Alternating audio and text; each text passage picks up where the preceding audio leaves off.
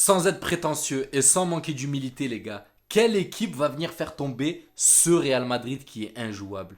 Dites-moi honnêtement, les gars, dans les commentaires, est-ce que vous voyez une équipe de Liga venir freiner cette lancée du Real Madrid? Parce que moi, clairement, quand je vois ce Real Madrid, quand je vois même le coaching qui apporte énormément pour moi, on est injouable cette année.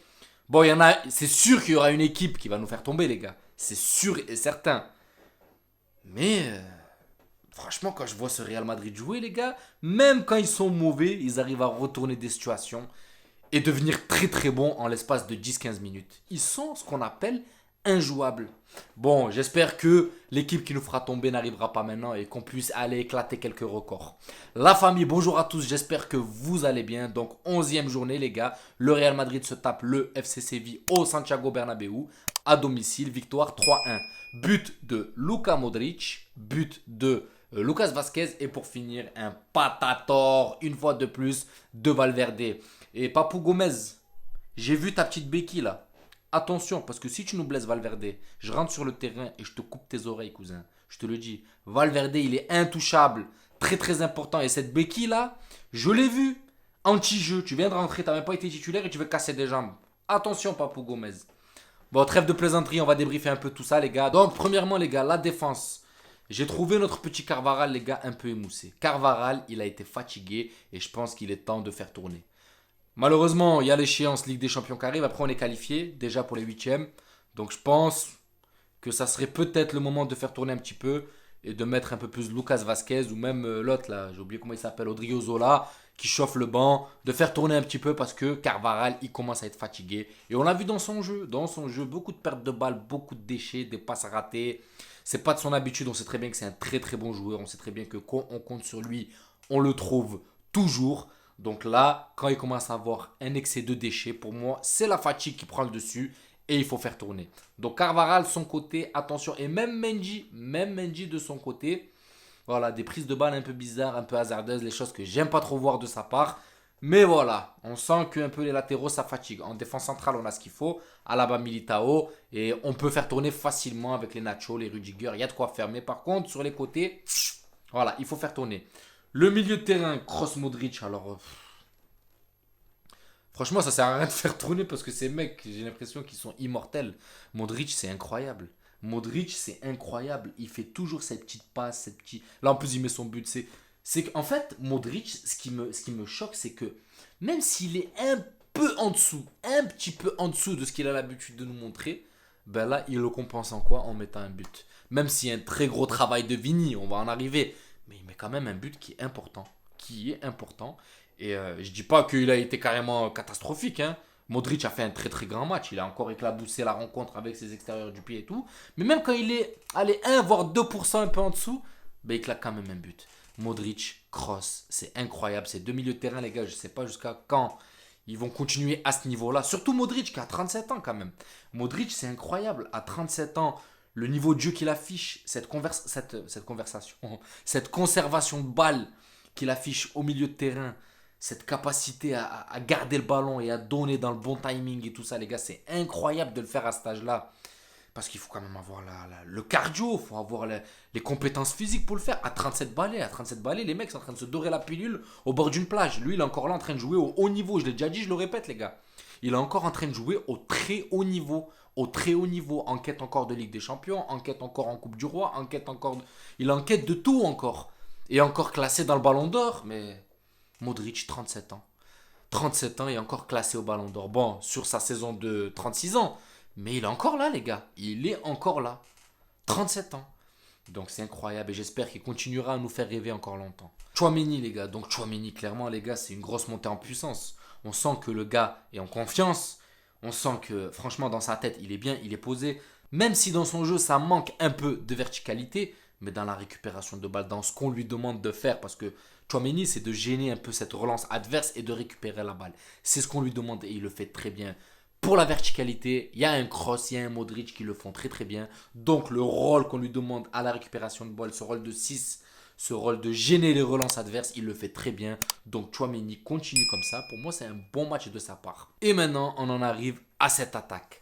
Rodrigo, je l'ai senti un peu fatigué, que quoique même quand il est fatigué, ce joueur, bah, il peut te faire 20-30 minutes dégueulasses et se reprendre en fin de match. C'est ça qui me plaît, ces joueurs, c'est que moralement, ils ont beau faire 20-30 minutes dégueulasses, ils peuvent sur une action faire des étincelles. Et c'est ça qui est beau chez ces Brésiliens-là, les Vinicius et Rodrigo. C'est incroyable. Vinicius, Rodrigo, c'est incroyable. Vinicius, je vais en arriver, mais Rodrigo, la deuxième mi-temps, première mi-temps, il fait une bonne première mi-temps globalement. Deuxième mi-temps, il était beaucoup dans le déchet, il perdait beaucoup la balle et tout. Mais les 20 dernières minutes, il suffit d'une bonne action qui le remette en confiance et là tu revois un autre Rodrigo. Et c'est ça qui est intéressant. Les mecs se remettent en question, on continue, on continue. Il n'y a pas de bon, je suis mauvais et ça prend dans leur morale. Non, les mecs, ils ont un moral d'acier. Ils ont une psychologie de combattant, de guerrier. Je fais 20 bonnes mauvaises minutes, et ben c'est pas grave, il en reste 15, et ben je donne tout.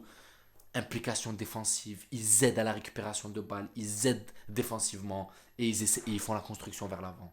Vinicius, pas Vinicius. Les gars, faut dire qu'il y a 1 an et demi, Vinicius, les gars, c'était un déchet. C'était un mec, on savait qu'il avait des capacités à dribbler, à balader, mais il faisait que courir. Un jour, on s'est dit qu'il va courir, il va balader, il va monter dans les tribunes, ce mec. Et regardez à quel niveau il est arrivé maintenant. Vini, les gars, ce joueur, c'est incroyable comment il est en train de passer un cap. On sent la maturité dans son jeu. Je vais pas vous mentir, moi je sens qu'il est en train de prendre un clic de maturité. Il est en train de grandir dans son jeu. Il y a toujours cette extravagance, il y a toujours cette fantaisie. C'est le jeu brésilien. C'est comme ça. Rodrigo le fait, il dribble aussi, beaucoup moins que Vinicius. Mais on sent ce petit clic de maturité chez Rodrigo. Là, Vinicius, il garde sa fantaisie, mais beaucoup plus réfléchi. Je sais pas si la chose que je veux vous transmettre, vous arrivez à la sentir. Vinicius est en train de prendre un clic dans sa façon à réfléchir, à temporiser, à patienter avant de donner le ballon au bon moment. Cette passe qu'il met à Modric, les gars, il faut le faire quand même. C'est pas une passe comme ça, les gars, qui est mise dans les pieds au hasard. Non. Il garde le contrôle. Il attend, il temporise avant que Modric vienne se placer et il fait une passe qui traverse toute la défense centrale, les gars. Il fait une passe qui traverse toute la défense centrale dans la largeur du terrain et qui arrive dans les pieds à Modric qui a juste à la pousser au fond des filets. Donc c'est là où on voit que Vinicius maintenant, les gars, a une capacité de réflexion, une capacité à temporiser, à attendre le bon moment pour donner cette balle. Et ça, les gars, ça va le rendre que beaucoup plus fort qu'il ne l'est déjà. Et franchement, si Vini continue dans cette lancée avec cette maturité, il va devenir, les gars, un joueur de très très grande classe, même s'il l'est déjà, mais là ça va arriver à un stade stratosphérique. Et maintenant on arrive à Valverde, les gars. Mais Valverde, c'est... J'aimerais bien qu'on arrive à mesurer cette frappe qu'il met, les gars, la vitesse à laquelle elle est propulsée dans le filet. Parce que même Bounou, il est choqué. Bounou, il se retourne en croyant qu'elle est à l'extérieur, mais quand il la voit ressortir du filet, il se dit, mais attends, c'est pas possible, c'est quoi cette vitesse? Mais Valverde, c'est incroyable. Incroyable, les gars, comment il est important dans le jeu. Parce que même si dans ce match, dans sa globalité, le match de Valverde est moyen. C'est pas un grand match. Mais il met ce but. Une fois de plus, il a 7 buts, les gars. 7 buts, Valverde. Il est à 3 buts de ce que lui a demandé Carlo Ancelotti. Pour moi, je pense que les 10 buts dans la saison, il va les fumer. On est à 11 journées, le mec claque déjà 7 buts. Il est milieu de base, de prédilection. Là, on le met attaquant droit et il se balade. Franchement, il se balade. Valverde, c'est incroyable le niveau de jeu affiché. Il y a une dépendance Valverde qui va s'installer parce que le jour où Valverde n'est pas là, les gars, on va le sentir parce que c'est le genre de mec qui compense à tous les postes, qui compense défensivement, qui compense au milieu et qui compense en attaque. C'est pour ça le Papou Gomez là. Tu vas te calmer, frère. Hein. Je te le dis, tu vas te calmer. C'est un joueur primordial. Et maintenant, regardez les patators qu'il nous met, les gars. Regardez ses frappes, ses boulets de canon. C'est incroyable. C'est incroyable. En tout cas, la famille, ce que je retiens, c'est que le Real Madrid est premier. On a 6 points d'avance sur nos amis catalans. Et c'est tout bénef pour nous. Donc, les gars, je vous mets au défi de me dire quelle équipe va pouvoir faire tomber cette équipe du Real Madrid. Voilà la famille, un petit débrief. Bref, encore une victoire. On avance tranquillement. Qui va nous arrêter ? Personne pour moi. On continue comme ça et j'espère qu'on va éclater des records. La famille, prenez soin de vous. Je vous souhaite une bonne soirée. J'espère que la vidéo vous a plu. N'hésitez pas à vous abonner et à liker. Ça donnera de la force à la chaîne. Et je vous dis à la prochaine vidéo. Ciao la famille.